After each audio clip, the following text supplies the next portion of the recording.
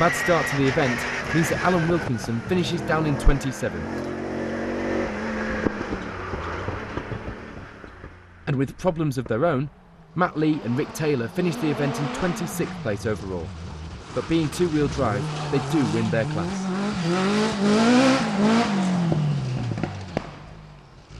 Charlie Evans and David Bartholomew were 8th in their class, 25th overall. Carl Duffield and Lucy Morehouse finished 24th and 1st in class. Having to use the old car due to his new engine for 2010 not being ready, Ian Bartlett finishes in 23rd place, 7th in his class.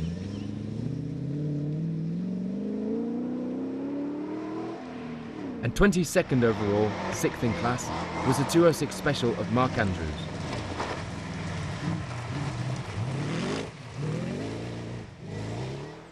Problems on the final stages with a broken track rod end meant that Gordon Monaghan slipped down from his 4th place to 21st, 4th in class.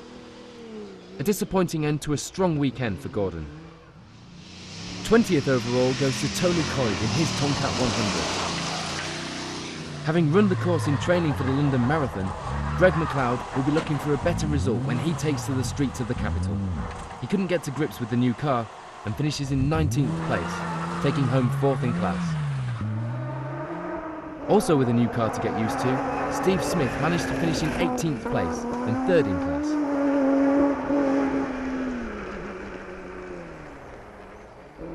Andrew Wilson and David Pegg took their Range Rover to 17th overall and 1st in their class. Phil Ibbotson and Will Jefferson in the familiar 6R4 Evo had a good run to finish 16th overall and 3rd in class.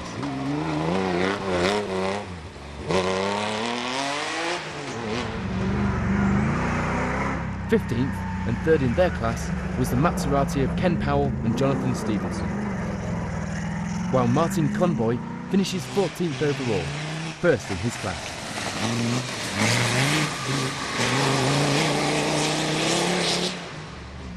Richard Green and Richard Griffiths took their Tomcat to 13th overall, 2nd in class.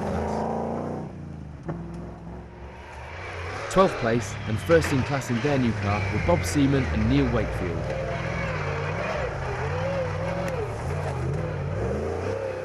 Martin Cox and Paul Carson just miss out on a top 10 finish, with 11th place and a 2nd place class finish. Taking 10th place at the end of the event was Ian Roberts in his Rakeway Ridgeback.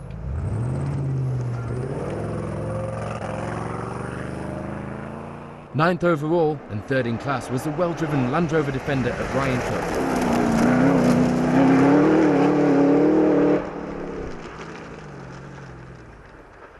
And Carl Gudgeon and Peter King were having a few problems on day 2, the car stalling on a corner in the morning and a small steering issue in the afternoon. But in spite of these, they managed to take home 8th place and 2nd in class.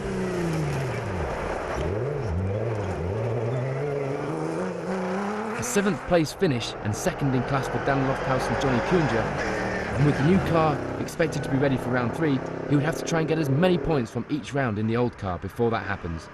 7th place is a good start under the circumstances.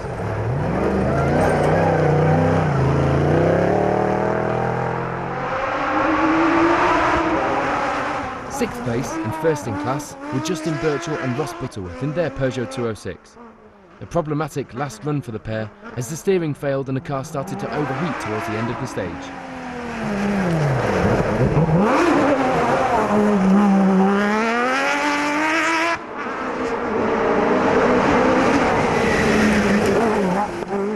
A great result for Ian Rochelle and Robert Pugh considering their problems at the start of the event.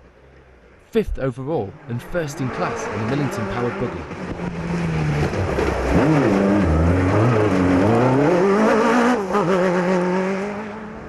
Martin Gold and Simon Kerfoot must have been happy with their result this weekend. A run of bad luck in 2009 saw them finish an unlucky 13th in the championship. But a 4th place overall and 1st in class at the opening round of 2010 is surely a sign of good things to come from the pair.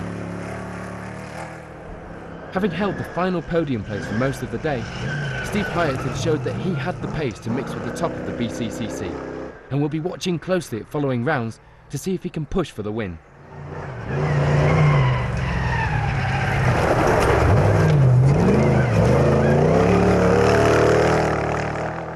Runner-up this weekend is the current British champion Richard Kershaw, on the pace all weekend, but always one step behind due to the advantage opened up on the first few runs by Dilworth.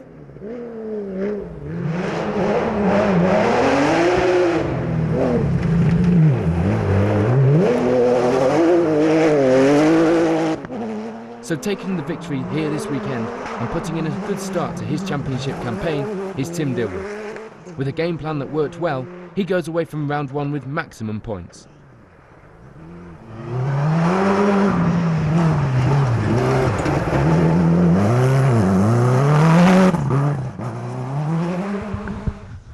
So Tim Dilworth takes victory at round one.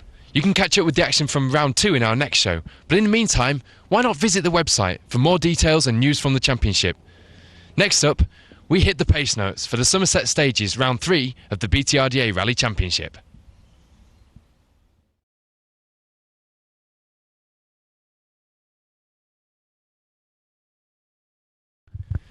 Welcome back. In this part of the show, we head to Somerset for round 3 of the BTRDA Rally Championship, where we pick up the fight for the 2010 championship title.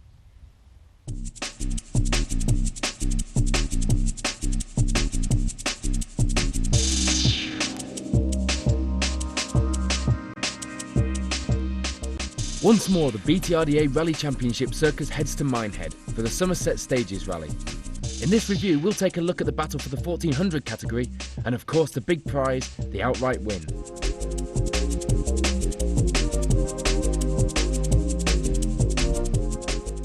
As with all BTRDA events, the 1400 category runs ahead of the main field, and it will be Darren Pinching and Karen Watts setting the pace to edge out a small lead over the morning stages, 8 seconds ahead going into service.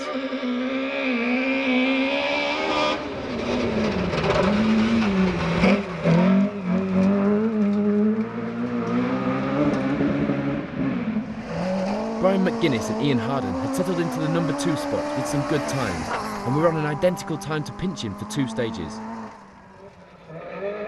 Martin and Richard Lewis were climbing the results over the morning's loop of stages, improving from 5th to 3rd place on stage 4.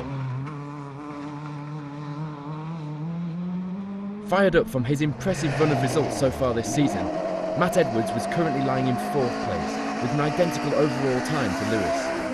Some really close competition already here in Somerset. Pushing the car to its limits and just beyond, Clive Anstey and Pamela Hilton were lying in 5th place going into service.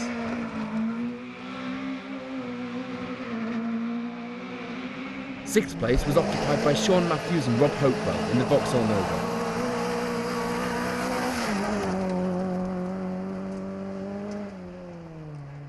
Ian Barrett and Gavin Wright were 7th after stage 4 in the Nissan Micra.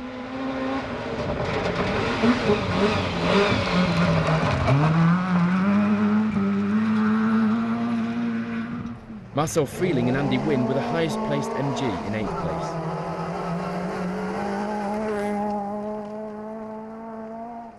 Dave Bennett and Alistair McNeil were going well in their first season, stepping up from Rally First, having taken home the championship silverware for the 2nd time in 2009.